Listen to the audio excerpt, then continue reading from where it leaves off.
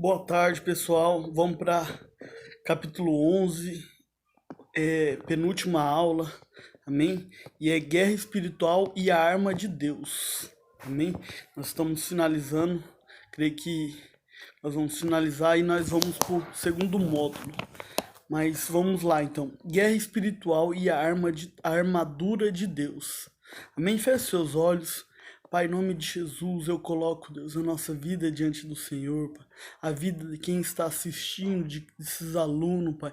De cada um, Deus, que Deus acessar esse link, Pai. Que o Senhor possa falar ao coração, Pai. Saber, Deus, em nome de Jesus, que é uma guerra, Deus. Que nós precisamos revestir da Tua armadura para a gente vencer sempre, Pai. Por isso, nós te louvamos e nós te agradecemos em nome de Jesus. Amém. Amém, meu querido? Então ele fala aqui, primeiro, considerações iniciais. Devemos ser conscientes de que enquanto estivermos nesse mundo, estaremos lutando contra as forças adversas da maldade que opera nos ares. Alguém perguntou a um general inglês que era conhecido por suas vitórias no campo de batalha, numa guerra entre dois exércitos. General, quem tem a opção de ganhar? Ele respondeu, o que avança. Então, meu querido, na nossa vida não é diferente.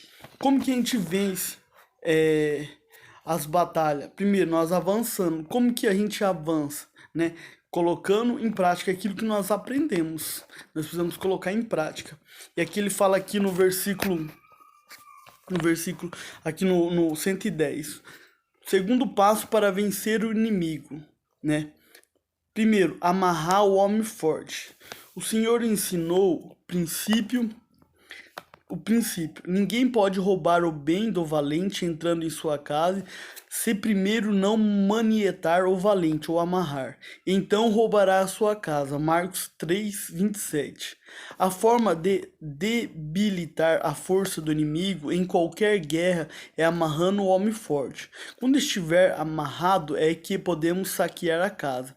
Satanás sabe que qualquer pessoa que conhece esses princípios espirituais e coloca em prática, o vencerá. Você deve entender que quem vence o homem forte não significa que estaremos erradicando o mal do mundo. Temos que o Senhor fará isso, mas o desmascará-lo, tirando a influência do mal em nossas vidas, de nossa família, dos negócios, das finanças, da cidade e da nação. Ou seja, meu querido, nós precisamos aprender esse princípio, amarrar o homem forte, ou seja, meu querido, é você conhecer, né? Que ele fala assim, ó, quando estiver amarrando é que podemos saquear. Satanás sabe que qualquer pessoa que conhece princípios espirituais e coloca em prática vencerá, ou seja, você começar a repreender, você começar a colocar a sua vida diante de Deus, repreender todo o mal, ou seja, amarrar, né, para que ele não possa atingir a sua vida. E isso não quer dizer que ele vai acabar, né, ou seja, vai acabar com o mal no mundo, não, mas você vai desmascarar, tirando o que? A influência do mal da sua vida, né, tirando aqueles princípios que muitas vezes que influencia a sua vida, né. Segundo, resistir ao adversário. Né? Sujeitai-vos, pois, a Deus e resistir ao diabo, e ele fugirá de vós. Tiago 4:7. Né? Esta passagem nos mostra dois aspectos importantes que devemos considerar para poder combater o adversário. Submeter a Deus e resistir ao adversário. Um depende do outro.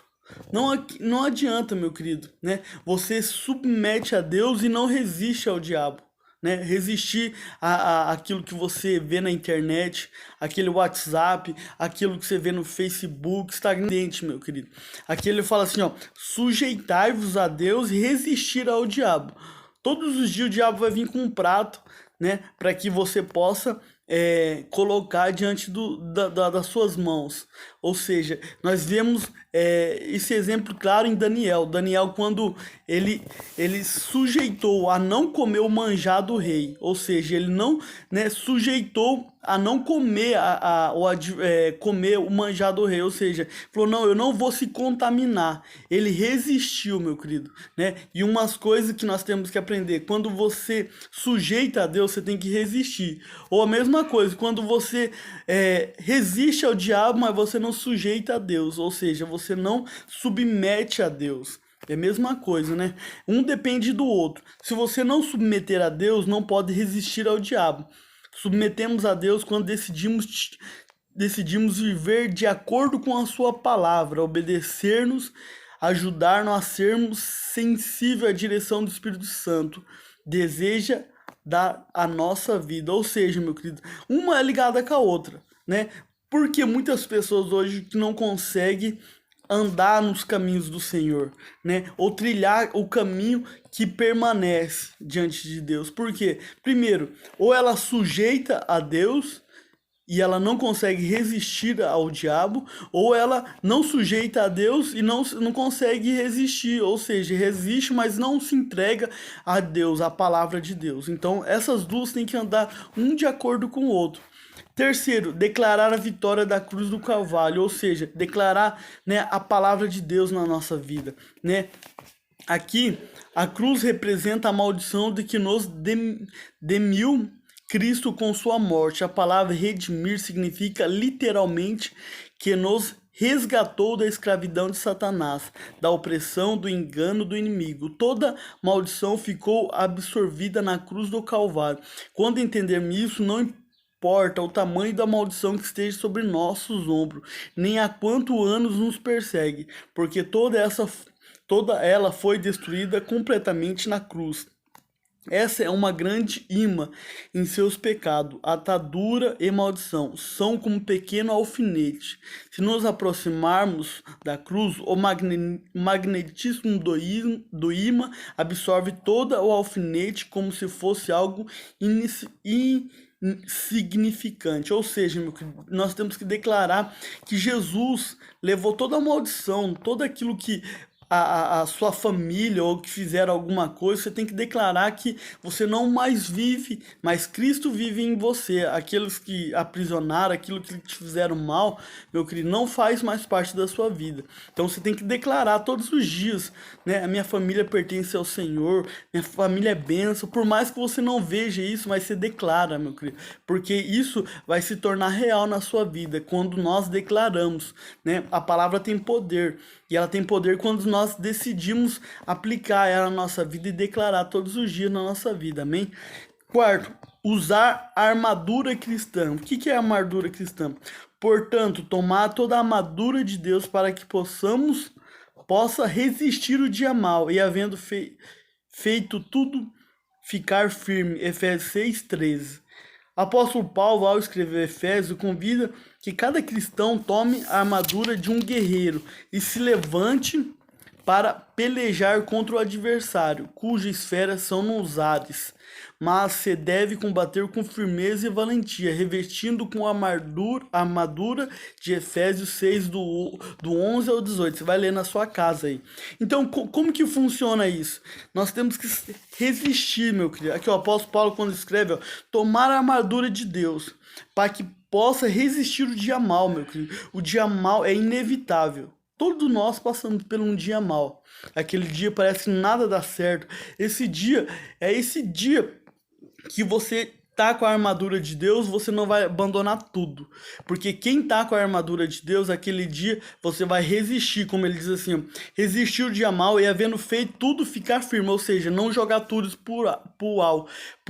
pelo alto, ou seja, as pessoas falam, não, eu joguei tudo, não quero mais saber. Por quê? Ela não tá com a armadura de Deus e quando vem o dia mal, sobrecarrega ela e ela abandona tudo. Casamento, abandona ministério, abandona namoro, abandona... Por quê? Porque ela não tava com a armadura, ela só vivia com aquilo que ela achava, né? Nós temos que estar com a armadura, preparado pela armadura de Deus. E aqui ele fala aqui, ó, qual que é o primeiro? O capacete da salvação. Esse protege a sua mente, dando segurança a certeza que é salvo, ainda que o inimigo ataque pensamentos que confessemos ao contrário. O capacete da salvação protege para que não entre em sua vida. Terá a certeza que a salvação é pela graça e que já não há nenhuma condenação para quem está em Cristo Jesus. O capacete lhe permitirá discernir toda sorte de pensamento negativo que geralmente são provenientes do adversário. O capacete lembrará a você que tem uma mente de Cristo e que tudo o que pensa está de acordo com a fé de Deus. Ou seja, meu querido, nós temos que estar com o nosso capacete da salvação guardado a nossa mente, nosso pensamento. Quando vir algo contrário da palavra de Deus, você repreender, falar, não, isso não é de Deus, repreendo, sai da minha mente, e começar, isso é o capacete da salvação, é você determinar, né, que Cristo, né, a sua mente pertence a Cristo, e tudo que está, né, tudo que o que pensa está de acordo com a sua fé, com a palavra de Deus, amém? Segundo, o cinturão da verdade. Ter o cinturão da verdade é viver de acordo com a palavra de Deus, pois você terá um dia, ter o cinturão da verdade e viver de acordo com a palavra de Deus, pois você um dia decidiu servi-lo e afastou toda a mentira da sua vida. Jesus disse: conhecereis a verdade e a verdade vos libertará. Ou seja, é quando cinturão da verdade é o que? É quando você decidiu viver e entregar sua vida a Ele, ou seja, você conheceu a verdade e a verdade está sendo implantada na sua mente, ou seja, Deus está mostrando para você o que é bom e o que é mal, o que vai trazer consequência na sua vida. Então nós temos que estar com o cinturão da verdade, você ter o discernimento do que é verdade na sua vida, amém? Couraça da justiça. Couraça protege o seu peito, sua alma, seu coração. Sentimento é o desejo de que você tenha feridas emocionais as quais se recorda em cada momento de sua vida. Quando você se reveste com a couraça da justiça, todas as feridas são curadas pelo bálsamo do Espírito Santo. O inimigo não poderá causar-lhe dano, pois seu coração está protegido com um tesouro muito valioso nas mãos do Senhor, e sabendo de suas mãos ninguém poderá arrebatá-lo, ou seja, tirá-lo. Ou seja, meu querido, couraça da justiça protege o quê? Sua alma, o seu coração, o seu peito, aquele sentimento de que quem te feriu, meu querido, quando você coloca nas mãos de Deus, a couraça da justiça é que ninguém pode mais começar machucar você, ou quando você relembrar, você não vai sentir mais dor, você vai... Por quê? Porque vai estar na mão de Deus, porque o bálsamo do Espírito Santo te curou, te trouxe paz. Hoje você pode, mas não sentir mais dor, porque está na mão de Deus. Então isso é o couraça da justiça, né? O escudo da fé. Ao usar o escudo da fé, serão apagados todos os dardos inflamados do fogo do maligno que vem sobre a sua mente. Ou seja, você começa a profetizar através da fé, né? Esses dardos vêm de forma pensamento, e se você deixa alguma porta aberta, pode vir e fazer muito dano, meu querido. Isso daqui é muito forte isso. Por quê? Porque, meu querido, se você não protege, né, uma brecha, tampa todas as brechas da sua vida, o diabo ele joga mais dardo, ele o que? Na mente. Então, o escudo da fé é o que? Para proteger, para que você possa declarar os seus pensamentos, declarar a sua mente, né? Ao vir ao pensamento, à mente, a pessoa pensa que ela é própria, mas essa é a maneira astuta que o inimigo tem para querer controlar. É importante desenvolvermos habilidade para identificar quando o inimigo está trabalhando em nossa mente. Ao identificarmos, devemos levar da fé e declarar a palavra de Deus e o versículo específico para derrotar. Isso daqui você já deve ter passado, eu já passei, ou que quando você está de boa, né?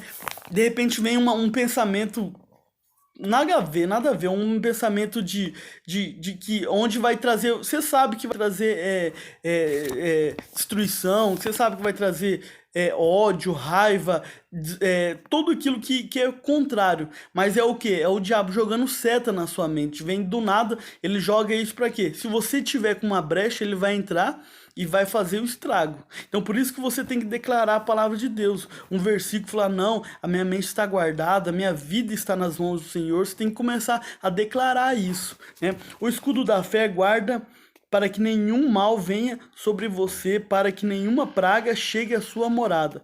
Você deve cuidar da sua mente como o maior tesouro do mundo, e a melhor maneira de fazê-lo é levando uma vida de fé, ou seja, de ousadia, né? Crendo que a palavra de Deus está com você, que Deus está com você.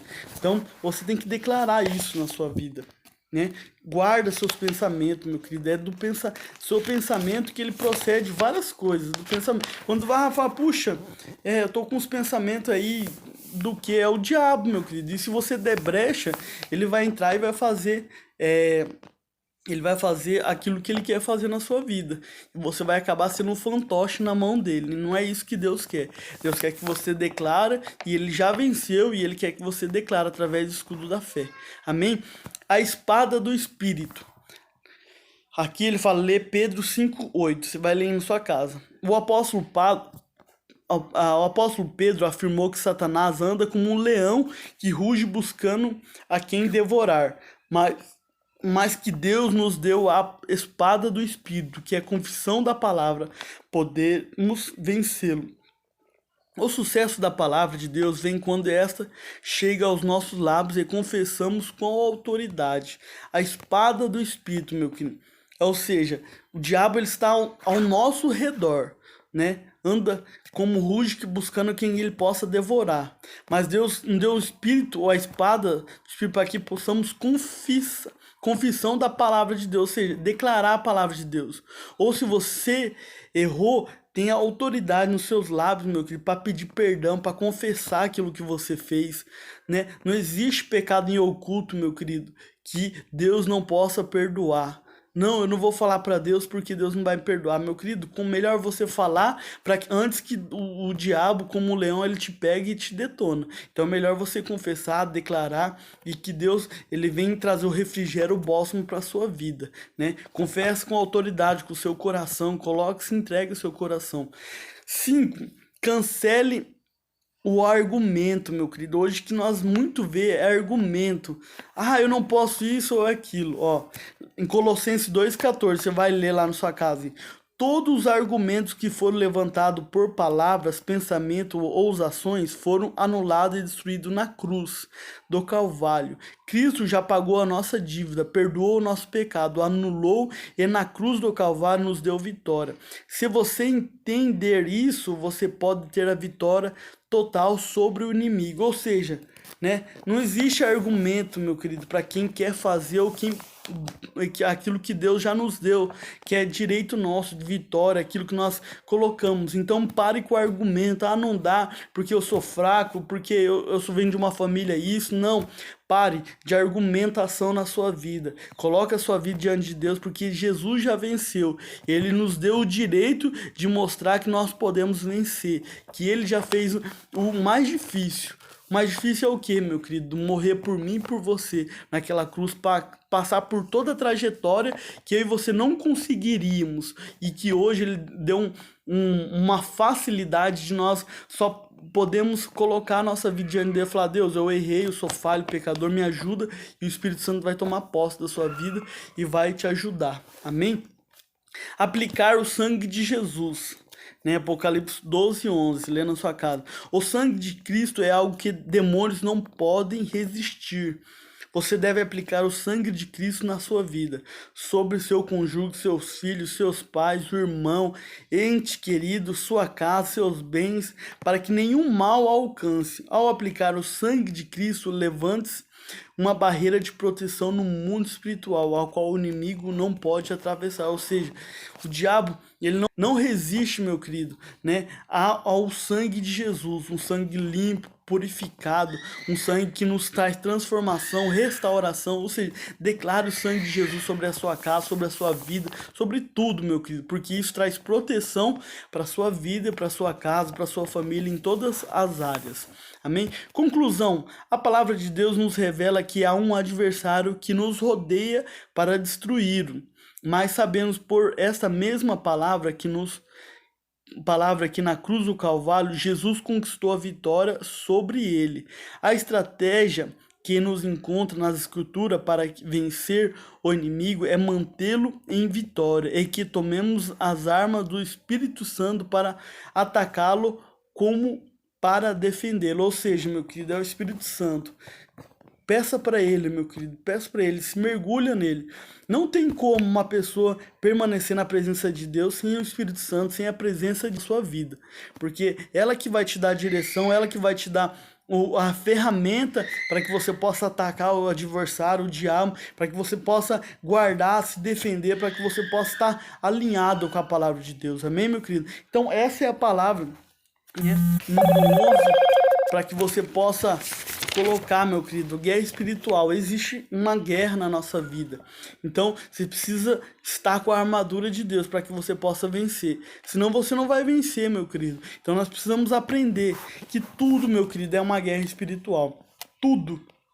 E você precisa estar preparado, né? Porque lá em Davi foi o único que venceu Davi é o único que venceu o gigante Golias, porque Davi estava preparado com a armadura de Deus, meu querido. Os outros, eles estavam indo com a força do próprio braço, e quando a pessoa vai com a força do seu próprio braço, ela olha o natural, e quando a pessoa está com a armadura de Deus, ela olha o espiritual que vai trazer o revestimento, vai falar. Por isso que Davi, quando olhou Golias, falou lá, posso acertar a testa dele, olha o tamanho da cabeça desse homem. Então, meu querido, nós temos que aprender, estar com a armadura de Deus, para que a gente possa vencer toda a cilada de Satanás, amém? Então, que você possa fechar os seus olhos agora, vamos orar mais essa palavra, mais esse estudo, amém? Pai, em nome de Jesus, eu coloco, Deus, essa vida, Deus, a nossa vida diante do Senhor, Pai. Estamos numa guerra espiritual constante, Deus. Mas o Senhor já nos deu vitória, Pai, para a gente possa conquistar, que possa avançar, que a gente possa, Deus, destruir toda a obra de Satanás, Pai. Deus, sabemos que existe guerra, Pai. Nós vamos vencer porque nós vamos estar com a Tua armadura, Pai. Nós vamos estar preparados, Pai. Em nome de Jesus, Pai, abençoa cada um que está aqui, Deus, está assistindo, Deus, que assistiu essa aula, Pai, abençoa, Pai. Em nome de Jesus, amém e amém. Deus abençoe, meu querido.